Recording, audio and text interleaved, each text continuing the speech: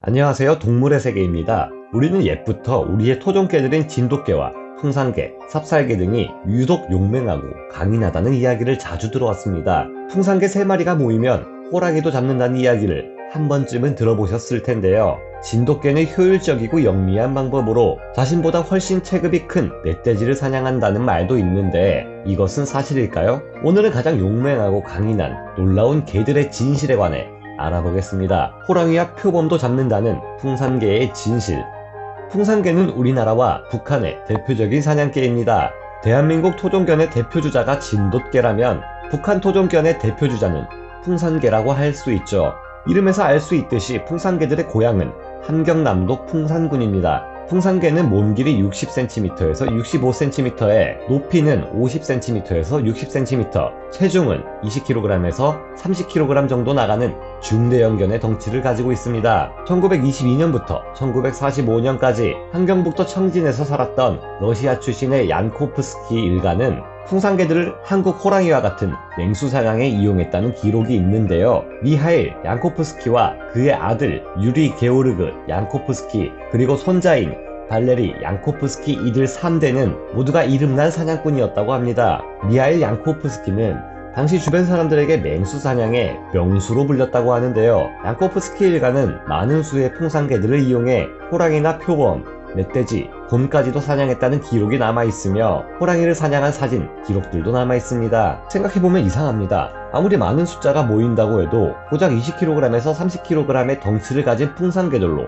어떻게 100kg에서 360kg까지 나가는 시베리아 호랑이를 잡을 수 있었을까요? 물론 풍산개들이 상당히 강인하고 용맹한 개들인 것은 맞습니다. 풍산개들은 유달리 강인한 체력과 힘을 가지고 있는데 덕분에 산짐승을 사냥하러 나갈 때 주인과 함께 할 때가 많았는데요. 하지만 힘이 강하고 체격이 좋다고 해서 무조건 사냥개로 쓰일 수 있는 것은 아니라고 합니다. 초대형견이라 할 만한 덩치를 가진 최강의 투견, 도사견이 한 번 물면 끝까지 놓지 않는 강한 힘을 가지고 있다면 풍산개나 진돗개 같은 개들은 근성으로 상대를 지치게 만드는 개들입니다. 투견으로서 철창 안에서는 최강인 도사견은 멧돼지와 맞닥뜨리면 자신의 힘과 덩치를 믿고 정면에서 달려들었다가 멧돼지에게 들이받쳐 쓰러집니다. 풍산개의 공격 방식은 진돗개와 닮아 있는데요. 진돗개의 경우 철창 안에서는 그다지 잘 싸우지 못하지만 사방이 탁 트인 야생으로 나오면 이야기가 180도 달라집니다. 이들은 치고 빠지며 사냥감을 끝까지 지치게 만드는 근성의 승부사들입니다. 자신이 그다지 강하지 않다는 것을 잘 아는 진돗개는 사냥감과 거리를 두고 상대 주변을 돌며 상대방의 반격을 피합니다. 그러면서 가능한 상대의 급소만을 공격하고 앞니로만 물고 비틀었다 잽싸게 뒤로 빠지는 공격 방식을 구사합니다. 그러다가 상대가 빈틈을 보이면 다시 급소를 물고 비틀었다 또 뒤로 빠지는 식으로 공격합니다. 이런 전략은 여러 마리가 모일수록 큰 힘을 발휘하는데 수많은 숫자가 모인 하이에나들이 고립된 사자 한 마리를 사냥할 때 바로 이런 전략을 씁니다. 큰 사냥감을 쫓는 늑대 무리들 또한 마찬가지죠. 풍산개와 마찬가지로 진돗개 또한 서너 마리가 모이면 호랑이도 잡는다는 말이 있는데요. 진돗개와 풍산개 모두 무리를 이루면 더욱 난폭해지는 습성을 가지고 있으며 혼자서도 웬만한 멧돼지 한 마리는 거뜬히 잡는 능력을 자랑합니다. 그런 만큼 4~5마리가 모이면 한국에 살았던 아무르 표범 정도는 그리 어렵지 않게 잡을 수 있을 것으로 예상됩니다. 물론 호랑이는 표범 따위와는 체급이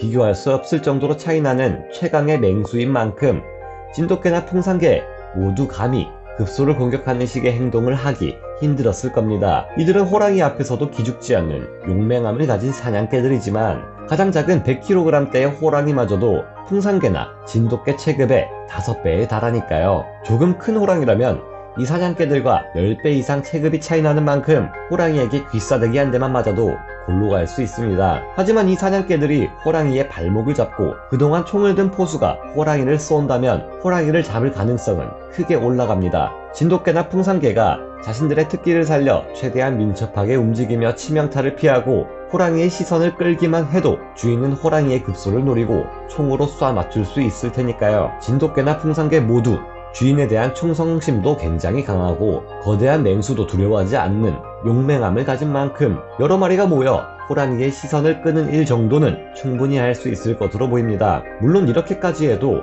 호랑이는 잡기 힘든 강인한 맹수지만 미하일 양코프스키 같은 뛰어난 실력의 사냥꾼이라면 잡는 것이 불가능하지는 않을 겁니다. 이처럼 사냥개의 조건으로서 중요한 것은 강한 전투력이 아니라 끈기와 신중함, 그리고 냉철한 판단력인 셈인데요. 물론 사냥개들이 직접 먹잇감을 물어올 때도 있지만 그건 소형동물의 경우입니다. 이 시기에는 아무르 표범을 두고 범이라고 부르기도 했기 때문에 호랑이를 잡았다고 하는데 막상 알고 보면 호랑이가 아닌 표범을 잡은 경우도 있었을 것으로 보입니다. 늑대, 퓨마, 하이에나를 물어 죽인 거대한 개, 마스티프.